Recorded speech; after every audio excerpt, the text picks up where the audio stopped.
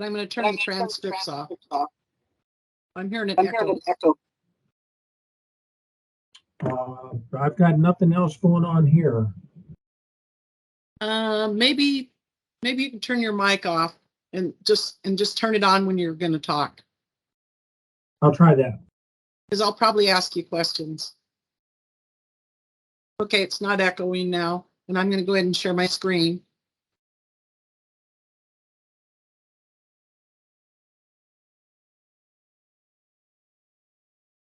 So can you see my cursor moving around? Remember, you're on mute. Yes, I see you now. Okay, excellent. So I'm logged into WebEOC, and this is a system-wide message. And it states here that your 911 is the alert and warning center, and this is their 800 number. And it'll tell you what incidents are active. And it'll also show you the EOC supervisor's email, as well as the operations section chief and the logistics section chief. And again, here's the alert and warning center, their phone, their 800 number. That's your 911. To get to the menu, I'm in this training incident. To get to the menu, you click on the 3 lines with the drop-down arrow. And in there, the very first board is the sign in and out board. And that board is designed in current staffing for this particular incident. And you can think of an incident as a container. Everything you put into an incident will stay contained within it. And so I'm going to go ahead and sign in. But I'm going to correct my time because I started my day at 0600. Because we do come to work to get paid. And then I'm going to click on the date, and then that will change the time. So it'll keep track of my hours. Oops, I didn't fill in the location. So if any fields are not filled out, it's going to let you know what is required. And I'm going to just put working from home because I don't want my home address on this system because it's a state system. If somebody does a public records request, I don't want them to have my home address. As a matter of fact, I use a post office box. And then I'm going to hit save. And so here's my record. It'll show my phone number and my email address. So this is a good place for contact information. And if I check out, to do that, I would click on this ellipses, which is within my record. That's what these 3 dots are. And I'm going to click sign out. And I could change my time out because I do work to 4:30, but I'm not going to change the time. I'm just going to leave it as is and hit save. And notice that my record is gone because in this view, it's only showing the people that are on duty. So what happened with my record is it moved into the history. So if I go into the history, then there's my record and it totals up the hours that I've worked so far today. I work 10-hour days, so it's going to total up my hours.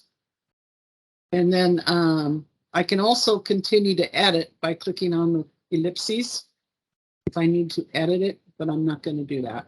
I'm just going to leave it as is. And then I'm going back to the current staffing, and then I'm going to go into the statewide view. So in the statewide view, you're going to see everybody in the state because you're sharing these boards with everybody in the state. So everybody in the state is as long as they're in the same incident, you're going to see their records in the statewide view.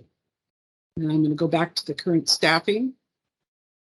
And how I'm doing this is by filtering. So in the current staffing, you're only going to see your own records in there.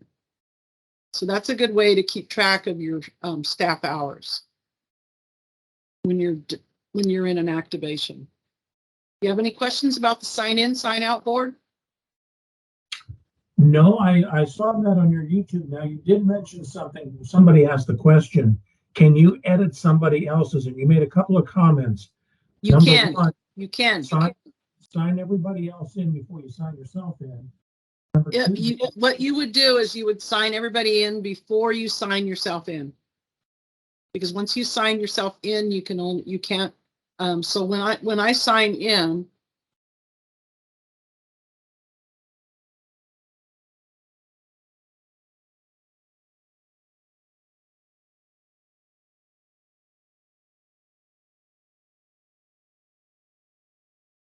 notice that, oh, I gotta put the location.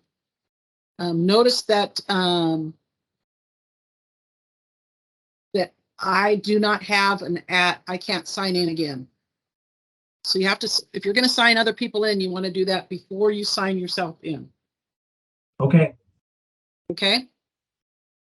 So yeah, it's designed that way so that you're not putting in, you're not signing in multiple times. Sure. So any questions about any other questions? Good question. No, that part I got through on the YouTube. Like I said, I was watching that, and I was watching about your ellipsis. So thank you for pointing those out. Yep. And also your menu board with all the drop downs. So I got all that part of it. Thank you. And then you have an ellipses up at the main view. There's an ellipses next to the filter and search. And that is how you can get data out of WebEOC. You can either print the page, you can export it to a PDF, or you can export the data into an Excel spreadsheet. And you have that available to you on all the boards. So that's how you get data out of WebEOC. Okay, that sounds great. And if you click on here, then there's a map. Of course, you have to have a legitimate address in there in order to be mapped on here. So for anybody that has a legitimate address in here, they would show up on the map. Close the map. And all the boards have maps, and they also, a lot of them have dashboards. This one doesn't have a dashboard, but the other ones do. So now I'm going to click on the ellipses, and now we're going to go into the activity log. The activity log, and then you have the local significant events, and then you also have access to the State Emergency Operations Center significant events. So to go into the activity log, you click on the activity log, and you would create new. And in there you have a subject line, so maybe it's training, because that's what I'm doing. And then you can select an event type. You want to select the closest thing to what you're putting in. And what you're doing with the activity log is you're recording everything that you're doing to respond to the incident. I'm just going to say log entry. And then you have 3 priorities: incident stabilization, property preservation, and life saving. So I'm going to leave it as incident stabilization. And those are all color coded in the display. And then you have a description field. I'm just going to put training because that's what I'm doing. And then you can put in a location, name. So I'm going to put Camp Murray because that's where I work. And then I'm going to put in a address. But this is a mailing address. I'm going to change that into a physical address.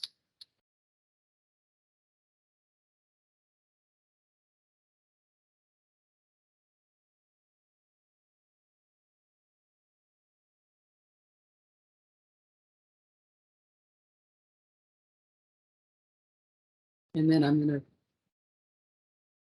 if you know to know that you have a valid address, you get these little green swirls,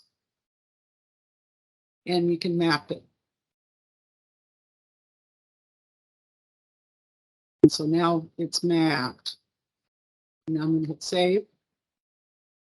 And you can attach up to 2 attachments per record. And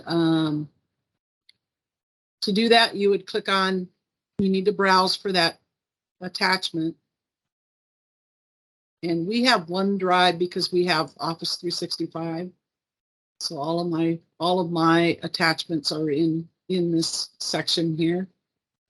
And I do recommend that you do not attach Word, Excel, or PowerPoints. Turn them into a PDF before you attach them. There's 2 reasons for that. For the first reason, they're harder to edit. Now, I'm a graphic designer. I have the software. I can edit anything. But most people don't have that software. The other reason why you want to do that is because Word, Excel, and PowerPoints have different versions. So if people don't have the same version that you do, they may not be able to open up your documents. So that's why you want to make sure that you convert those into a PDF. I'm not going to do any attachments in here. And then you have the ability to either post to the local significant events. And then just so you know, you have the ability to push it to the SEOC significant events. However, it's going to end up going through a controller review process. And we're going to be turning on alerts. And once we get that all set up, you'll end up getting an alert letting you know whether we've accepted it to go into our SEOC significant events or we've denied you. Because it does go through that controller review process. I'm going to go ahead and check that box, and then I'm going to hit save. And that record's going to remain in the activity log. And then additionally, it'll show up in the local significant events. And then if it gets approved by the controllers, then it'll end up posting to our SEOC significant events. And you have view of those. You shouldn't be seeing everybody's stuff. So I'm going to have to look into that. So in this particular view, you should only see your own records.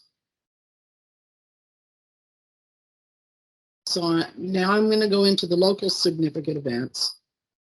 And in there, you'll notice that you only see your one record.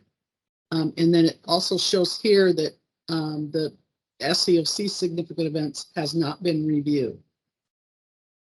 For this training incident, we're not watching out for those. So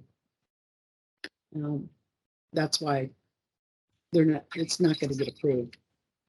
Okay. Okay. And then there is a dashboard that goes with the significant events. And in that dashboard, you'll see what is life-saving, what is property preservation, and what is incident stabilization, as well as all the different event types. You're only seeing this one record because it's white, so that's why this whole circle is just that way. But after you're putting in things and you're putting in all these different things, then you're going to see all different colors in here.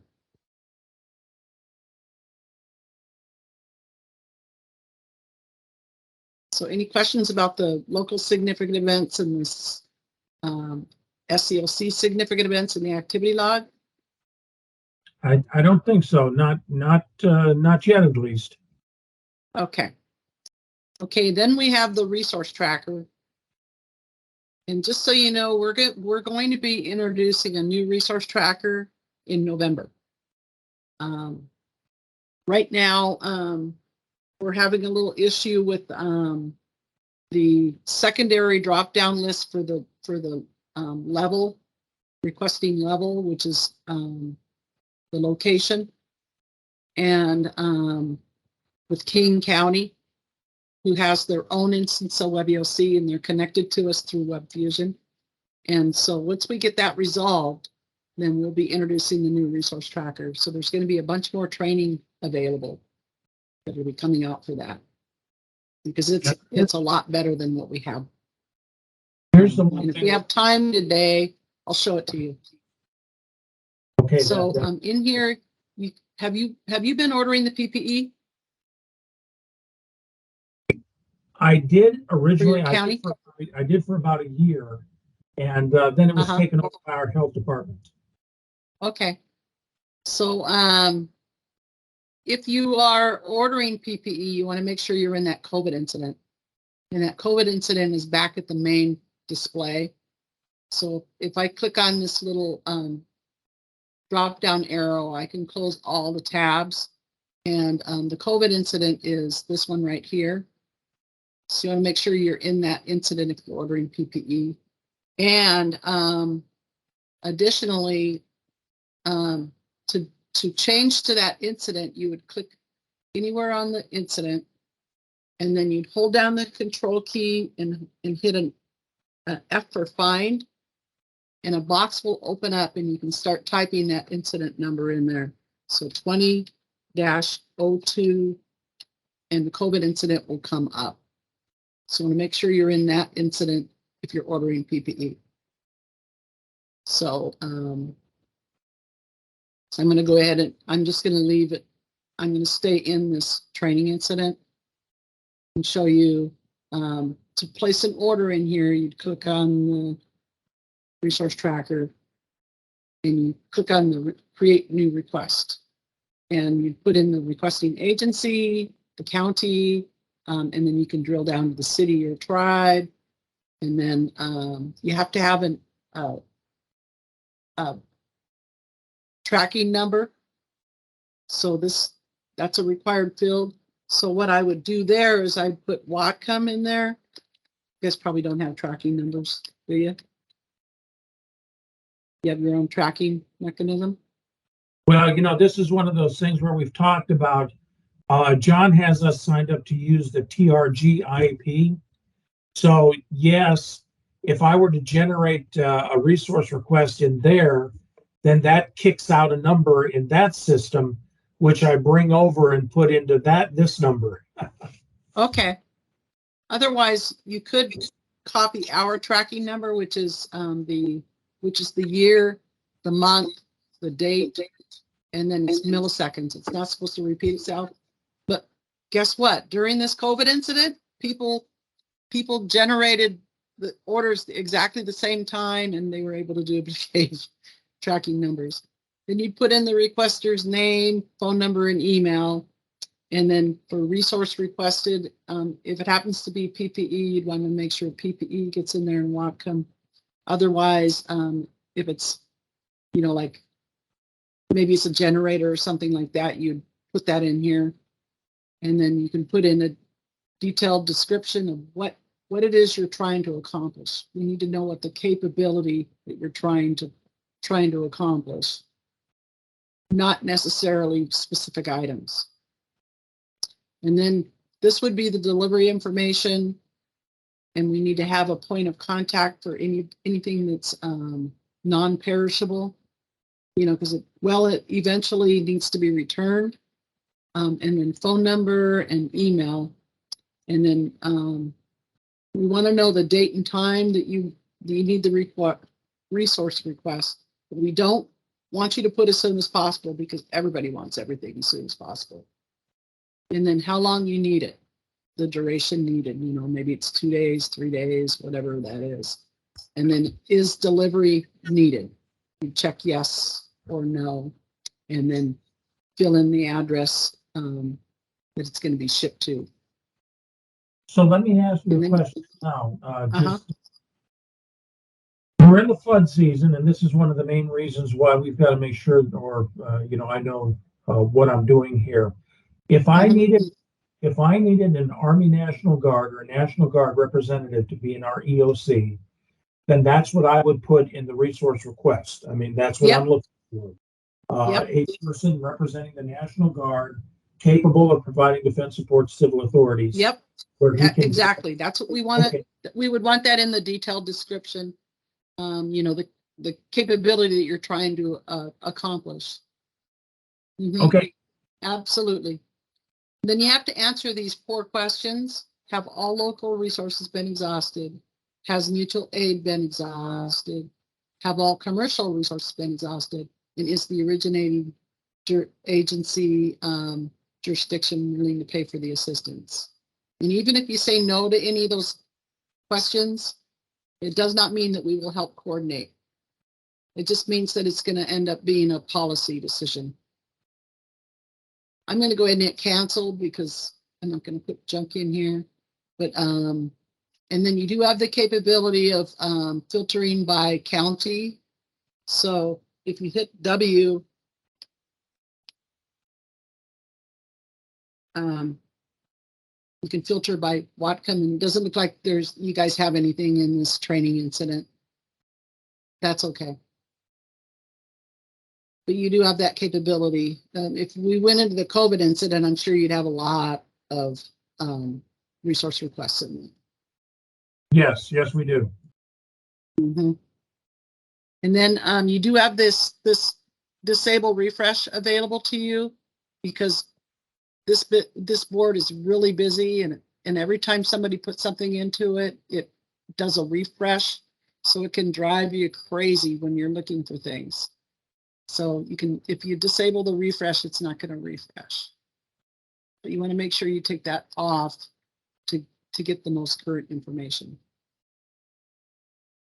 And then you also have the ability of filtering it by, where it is in the process, or you can even filter it by what level is it being worked at. So when you first put in your order, it's going to be at the county location. And then you have to push it to the state in order for us to start working on it. And when you click on that button, you're going to get a little prompt that will come up and let you know that your resource request has been sent to the state, and then you'll no longer be able to edit it at that point. We do have the capability of sending it back to you if we need to. Okay. If you really feel that you want to continue editing. Okay, and that's so that we don't have tug of war going on. So do you have any questions about the resource tracker? No, I actually had to do that a couple of times with the logistics section because of some changes. Okay, excellent. Okay, and then you have the ability to search by date range searches too, for like these long activations like the COVID incident. So we've been activated for that over 2 years. And I guess it looks like they took off the default incident. I had to put one on there. I made it the COVID incident, but we have to have a default, and that is the incident that will come up automatically when you log into WebEOC. Okay. So we must have deactivated. Well, the governor's thing's it ended on the 31st, I think, right? Yep. And then there's the next one is the statewide shared documents board. And that is designed for you to post all your attachments. And when we're in here, you're only going to see your own attachments. So you click on attach document. And then here you've got a selection where you can select either it's a declaration, it's a lifelines update, ICS forms, incident action plan, news releases, notification forms. The notification forms are for the nuclear plant, the Columbia Generating Station. And they send out notification forms. And then other proclamations and situation reports. So let's just say I'm going to select situation report. And then you have to know where that document is located. And I created a folder and I called it incidents. And in there, I've got the COVID incident in there. So I'm going to look for my incident or my situation report. And the COVID incident, there it is. And I named it exactly as the incident number. So if you name things what they are, it makes it much easier to find them. So now I'm going to look for my situation report. Well, I've got one in here somewhere. There's one. Situation report 256. Notice that it's named exactly what it is, and that name will show up in the display. And then I'm going to hit save. And it's going to take a couple minutes to post.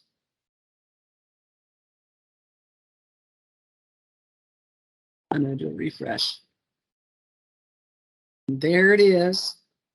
And I didn't put the document name. And what I could do there, I'm going to go back in here, edit it. So I clicked on that ellipses, and now I can put in that's version 256. And then now I'm going to hit save. So now the name shows up. So for the name, you could put in what version it is. Yeah, that's another thing I see us doing is adding the SID reps for, if we had the flooding here. So yeah, definitely. So do you guys have flooding going on right now? no, everything is fine right now. I just took a drive around the county earlier today. Mm-hmm. All those fields are all nice and they're nice and green. Water's down into the ground. All the culverts, no flooding in the culverts. They're down to about a 1 inch. So as long as it stays like that, we've got another storm coming in here on tomorrow. It's going to dump 2 inches in the valley, up to 4 inches in the mountains. But we should be fine as long as we don't have one right on the heels of it, and there's nothing forecast. And then just so you know, you've got to view all, so you can view everybody in the state. You click that, you're going to see everybody in the state there, all of their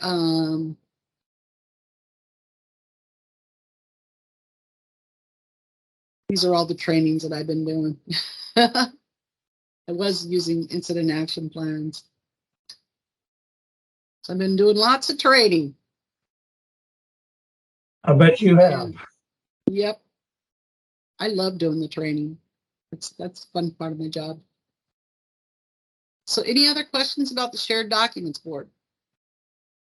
No, I think that's pretty good. The ability to get that in there, so the state can see what's going on. That's Yep. what we need.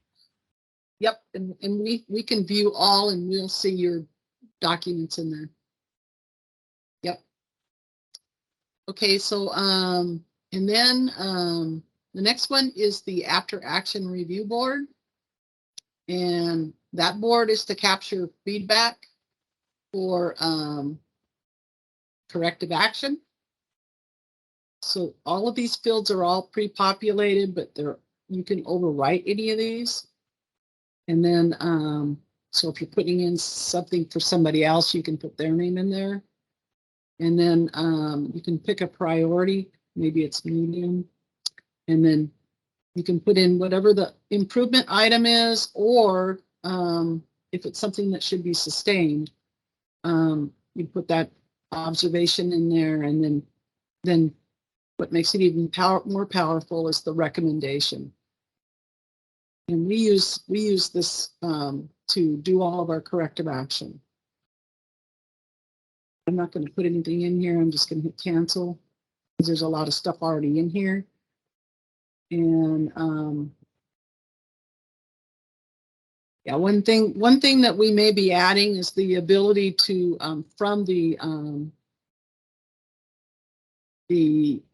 shared documents board give you the capability to post it to the significant events, because a lot of people have been wanting that. So that's something that we'll probably be adding. Okay. And some of these are show more. That means that there's more information to look at. And sometimes I'll go in there and answer, like I did this one. I always put Debbie wrote, so that people know who I did, who I am, who made that comment. And then there's also a view all incidents. And if you do that, if you click on that, you're going to see all the after action review for all incidents.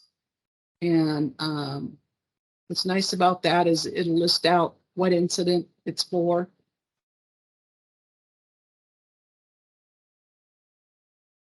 So you can see all the feedback for all incidents. Any questions about that? Where was that you requested that? I mean, I didn't see your little hand where it was pointing. Oh, okay.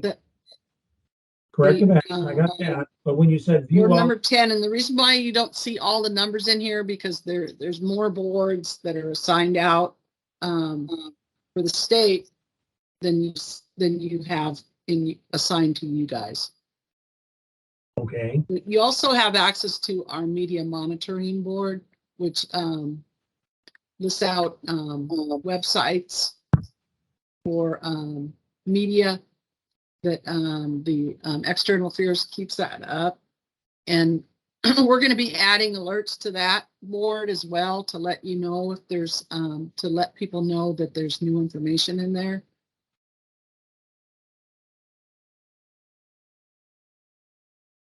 And then there is the SEOC dashboard. Did you have a question? I do. Tell me this, you know, we're not paying into the system as I understand it. So You're not what? You guys don't have a WebEOC agreement. Right.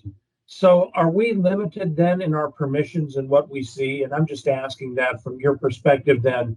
If we don't have an agreement, what does that limit us from doing?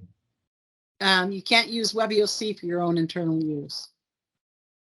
So you can only use incidents that the state has created. Okay. So all right. If you guys had an agreement in place, then you could use WebEOC for your own internal use, and you guys would be able to create your own incidents.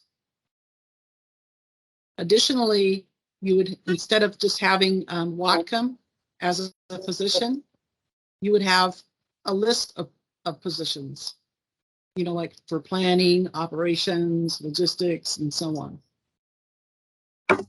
Okay. And so again, that's I'm the asking, limitation. Sure, I want to articulate what our limitations are and why. Yep. Yep. So yeah, if you guys hadn't had a tier 2 agreement, because you guys signed an agreement, but you just signed up for tier 1. Well, what does it take? What there would be an addendum if you guys wanted to go to tier 2. And what does that mean? I mean, in terms of what does that mean for Whatcom County? Does that mean we pay into a system? Does it No, mean you don't pay for it. It's free. We don't charge anything for it. okay? Can't answer. It's just the reason why you may not have signed the tier 2 agreement is because then you guys would become responsible for your tier 2. So that the Attorney General's office approached us and said, hey, state, you're taking on all the liability.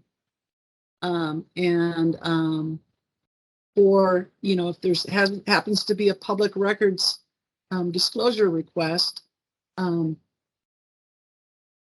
we're taking on all the liability for that in case there's any kind of mitigation on it. So in there is language in there in the agreement for tier 2 that you guys would be involved in that public records request.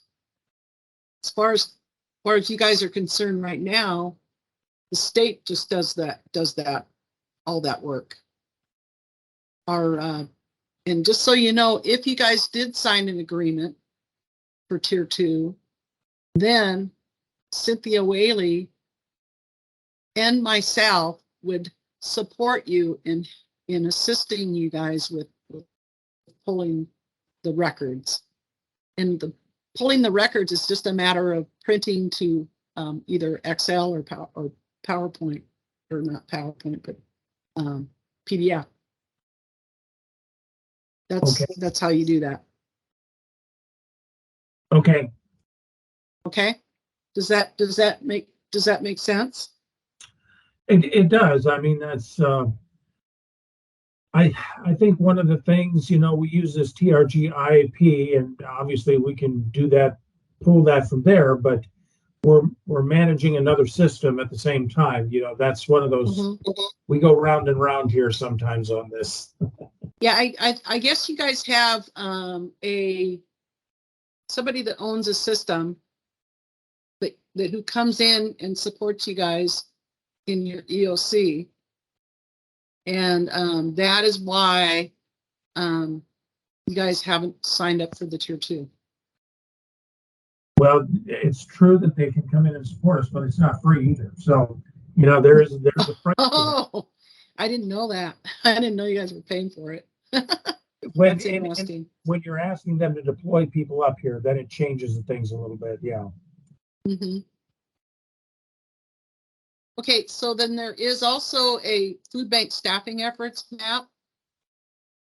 And I'm just showing this to you to show you that we have the capability of bringing maps into WebEOC. And these are clusters. If you click on that, it'll break out all the individual food banks.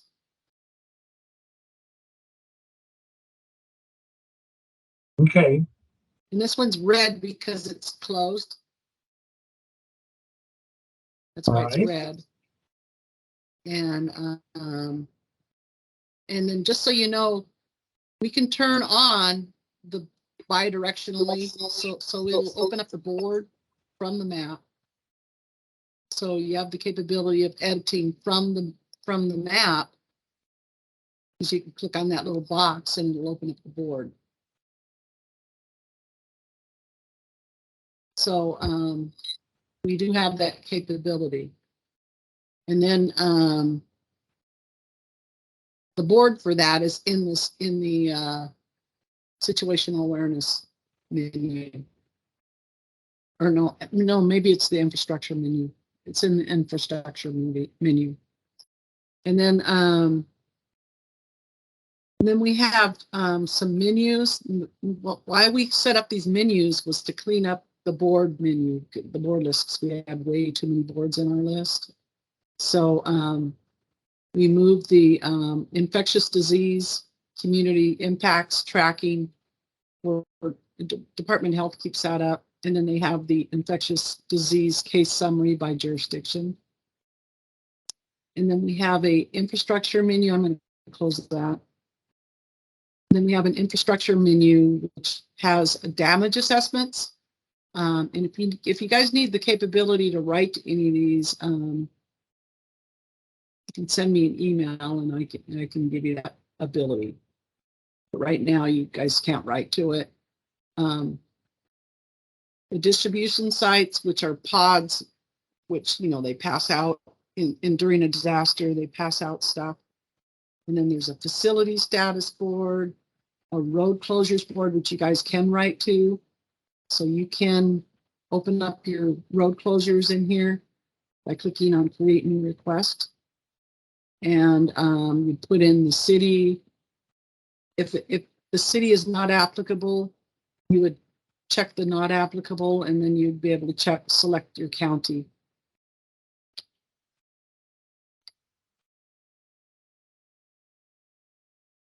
And then put in the road name and then the road type. It's either local or county. And then you can put in. Would you have to do that for each road individually? Yep. Yep. So yep. Our public works, they have a mechanism, and I can't tell you exactly what they're using, but that identifies all the roads that are being closed because of water over the road, debris on the road, etc. There would be no way to interface between the two, and then all that could just come to you. That could be put in like a dashboard, which I'll be showing you in a little bit here. Okay. And then you put in the date and time closed, the estimated time open, and then the cross street start, and then the cross street end, and then whether if it's active or inactive. And then you can put in the road status. It's either closed, open, or restricted. And then the road priority, low, medium, or high. And then there's the road condition. And if there's any missing conditions in here, then we can add those because it's a list. But there's several in here already. And then a suggested detour and the reason for the closure, and then contact information. And the person who closes the road, we want to make sure that you go back when it's open. You want to make sure you go back in there and change that status. And then there's also a statewide view. Additionally, there is a shelter status board.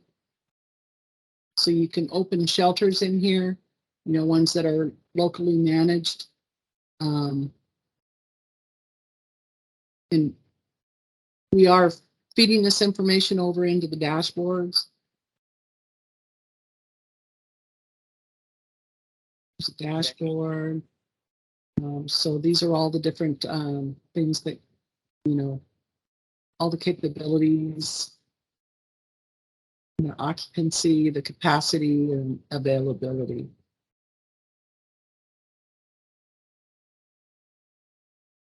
So any questions about those?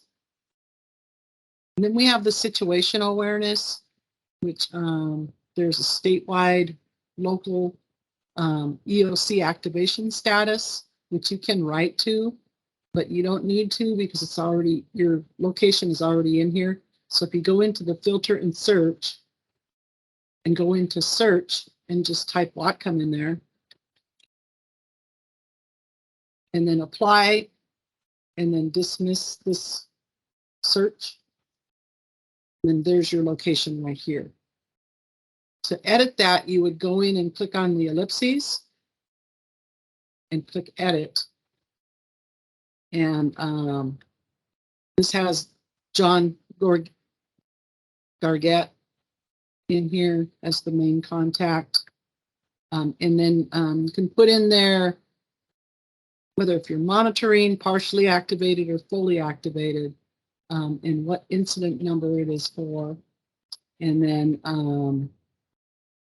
what services do you have available? Phone, internet, HF, and VHF, UHF.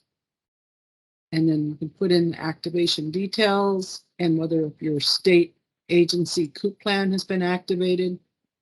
If you click on that, then you can put in the details in here, and then you can also attach that that COOP plan.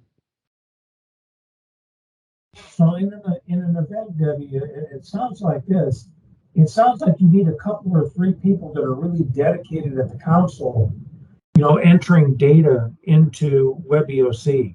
If you have road closures, if you're getting resource requests, it's kind of like you got a good number of people dedicated to putting in data. Mm-hmm. Okay. To get situational awareness. As opposed to the one who knows. Right. Okay. And then there is the also in the situational awareness board is the Weblinks board, which will take you to either, these are websites and dashboards that we consider authoritative by category. And under the operational tools, there's the Washington Sharing Environment. We call that WISE. And in there is the Washington State Emergency Operations Center dashboard.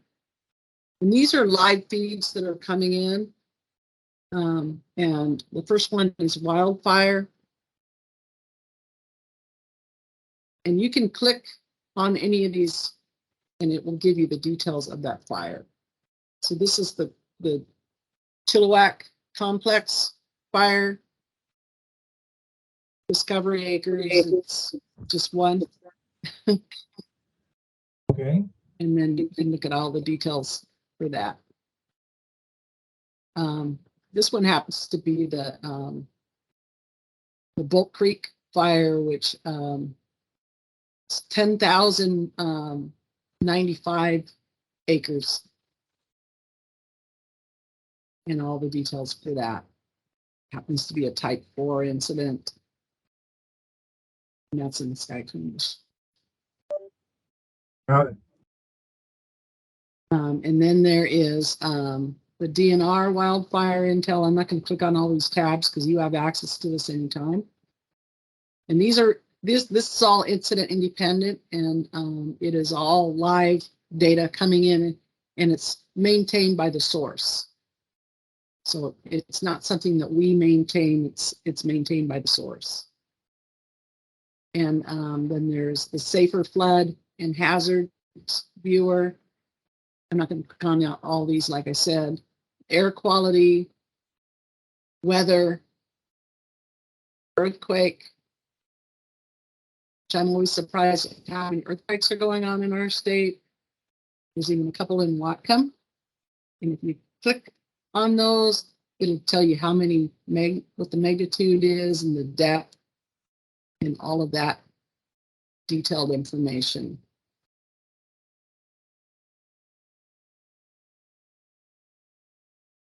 Then there is the tsunami, energy,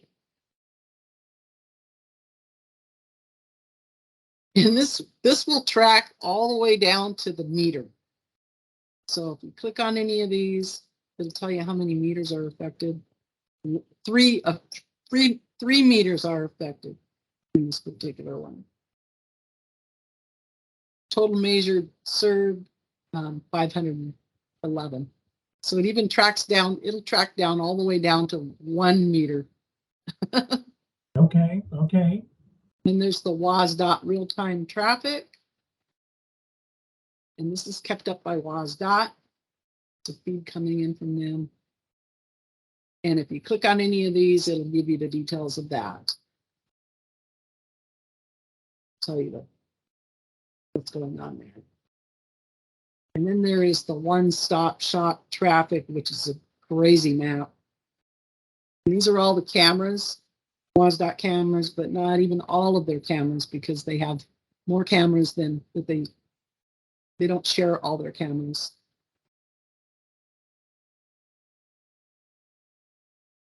To see that one, I'd have to go. There we go. See what's going on with the roads before you get out there. Here's Ailey. Over here, you'll see some snow.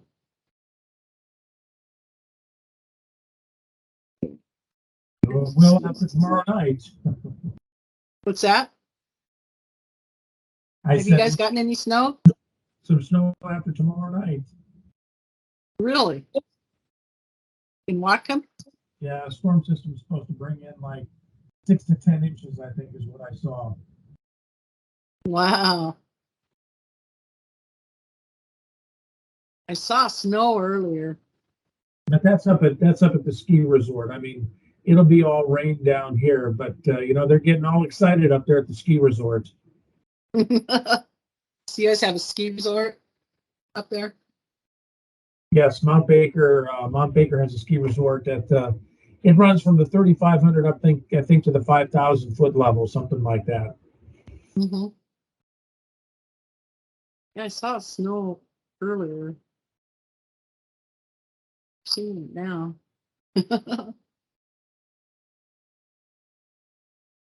Anyway, you can see what's going on with the cameras before you get out on the road. And That's then to get back to the Weblinks board, you look for this Javari logo, and that'll take you back to the Weblinks board. And there's one more dashboard that I want to show you, and that is the NOAA dashboard.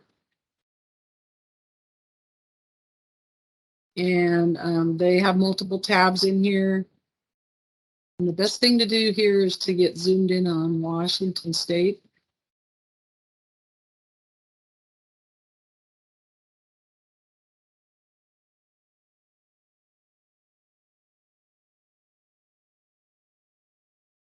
And the Over here is the job aid. Then there is Tropic Safer, flood. I don't think there's any floods going on right now. And then you've got the legend is over here. And then there is and you've got multiple tabs on these. So you've also got flood, and then you've got wildfire, which is going to be pretty similar to the State Emergency Operations Center dashboard. You want to get zoomed in on Washington.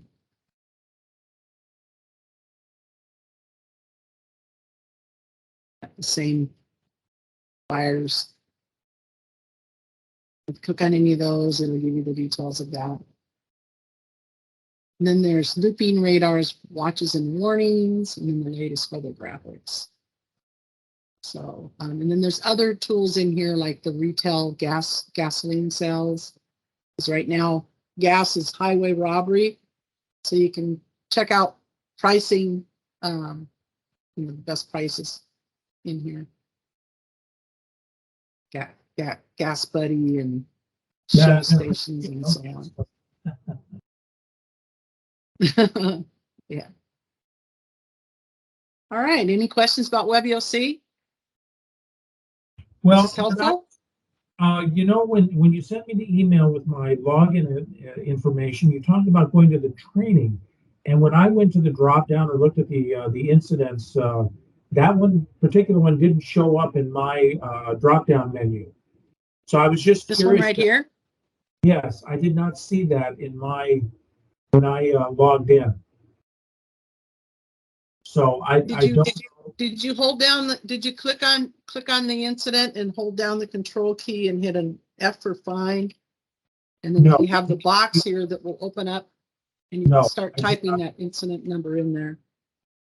Okay, so that's probably -T, because I'm as I'm right now in as Whatcom. So I'm in the Whatcom position, so you should have access to that. Okay. No, I did not hold that It's down. not the default though. I will try that. Okay. And then another thing that I wanted to show you is down here under the in the advanced file library. The procedures for all the boards that I just showed you is in here. So if you go in there, you can, and also this is the introduction to the WebEOC version 9 board presentation. So that was the generic one that I did initially, and then you've got detailed instructions on how to use the AAR, the road closures, the shared documents board, the shelter status board, the sign in and out procedures, and then you've got the statewide activity log and the significant events procedures. Okay. So all of that information is in there, and you to download those, you just click on the title and it will download. Okay. That sounds good. That's great. And that was in the advanced file library right here. Okay. This other one's going to go away because it only can go one deep. So we're going to just eliminate that. Okay, Gary. Okay. Wonderful. So remember, I recorded this, so I'll be sending you the recording. Super. I appreciate you giving me your time this afternoon to go over this. You bet. Hopefully this was helpful to you. Very, very much so. Like I said, with the flooding, I want to make sure that we can get the resource request in the way we need to, so that there's no delay. Okay. Sounds good. If we do have any flooding, hopefully, knock on wood, we won't. Knock on wood. All right. Well, thank you, and all right. Have a rest of your afternoon. You too. Take care. Bye-bye. Bye.